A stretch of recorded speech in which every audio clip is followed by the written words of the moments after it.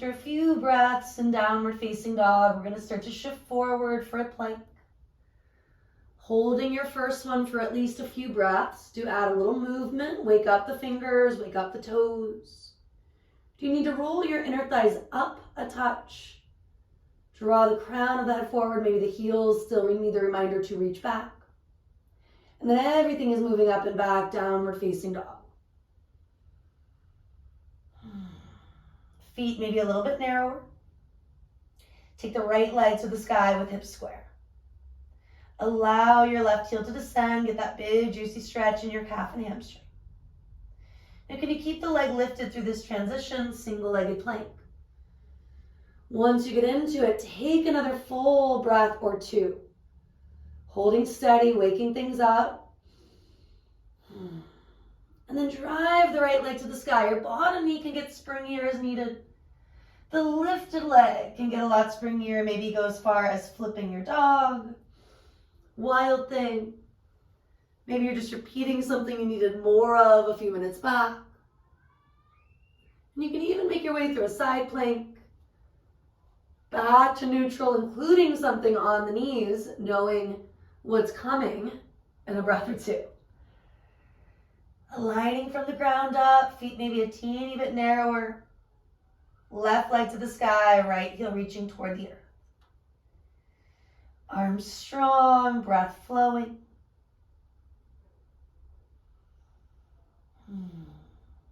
Let's find that single-legged plank. Once you get into it, can you breathe in, breathe out? If it's too much, tap the foot, even the knees down. If you can stay groovy, you're almost there. And then reach the leg. Maybe going as simple as kicks, circles, maybe starting to flip it out.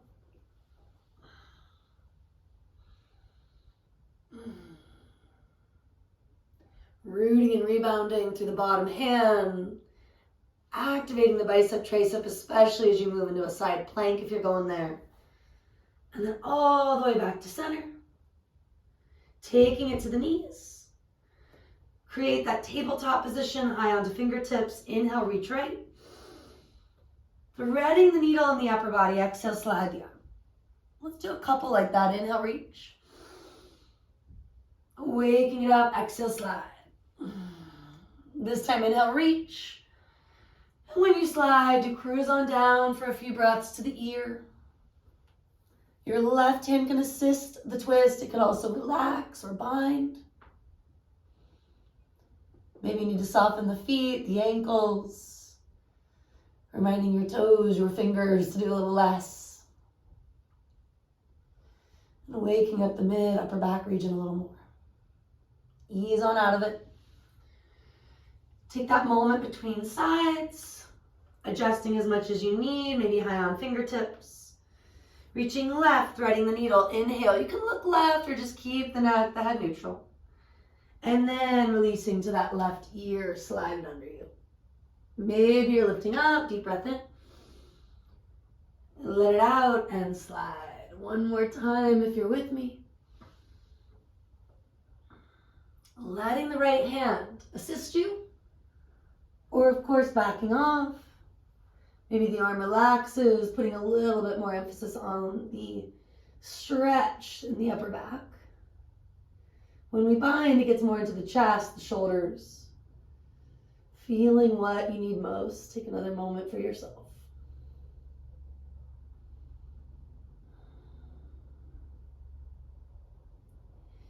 And of course, ease it on up, out of it.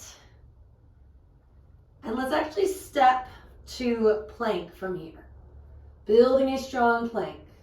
Rock a little forward and back, wake up the finger pads. Using the muscle between the thumb, the first finger, so our wrists are not heavy. If you still need your knees, no big deal, use them. Shift forward, elbows draw in and back, and lower. Now we're going to take our arms forward, stretch the legs back. With your inhale, root the feet and rise with that cactus shape, strengthening the back body. Exhale, come down, either to your forehead or one ear. Inhale, root and rebound. Elbows draw back, heart forward. Exhale. Take a few on your own. Deep breath in. Let it out. Building strength, not stress. Last two.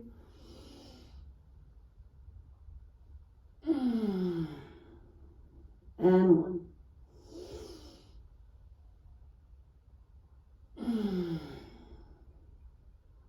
Now, if you need to relax a little longer, windshield wiper the legs, brief siesta, do your thing.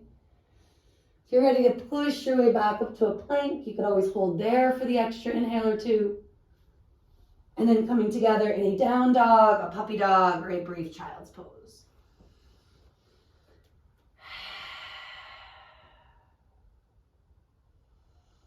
Putting it all together as a vinyasa flow. Inhale, plank. Lowering halfway or all the way, chaturanga. This time, root and rise. Use the hands, the feet. Cobra or up dog. Push back. Exhale, down dog. And do walk your hands to meet your feet. Maybe slide your hands, under your feet. The literal handstand. Smooshing your toes a bit into that tender region near the wrist, the heel of the hand. If you can't get there, no worries. Fists on top of feet or hold the ankles. Inhale, can you lengthen the heart a little bit forward, chest out. And then melt for another exhale or two. Let yourself fold further in. And this can be a big release, a big stretch. Take the hands out one by one. Shake them out once or twice. And then roll or lengthen to rise.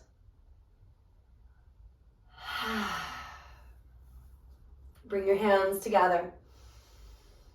Do observe for a breath or two. And we'll continue on from here. Interlace your fingers, press the hands forward.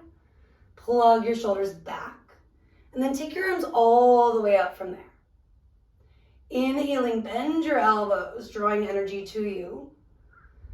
Exhale, push through the heels of the hands, heels of the feet, imagining the stagnant stuff moving away from the midline.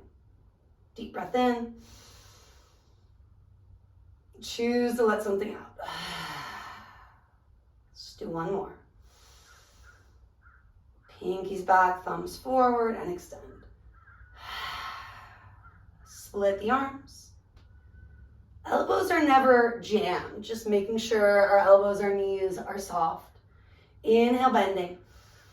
Drawing prana, life force to you. Exhale, extending. Again, the stagnant stuff being shifted, moved away from you. Again, inhale. And maybe let it out. If you need to release the right weird sound, a sigh, do.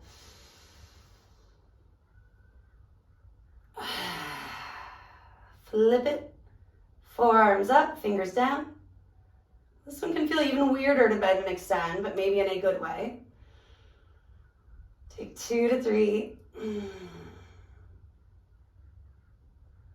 For the reference to the old 80s classic, Walk Like an Egyptian here. If you don't know it, that's okay.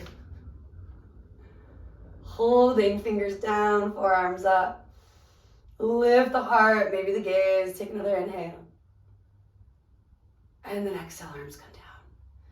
Shake it out as feels good.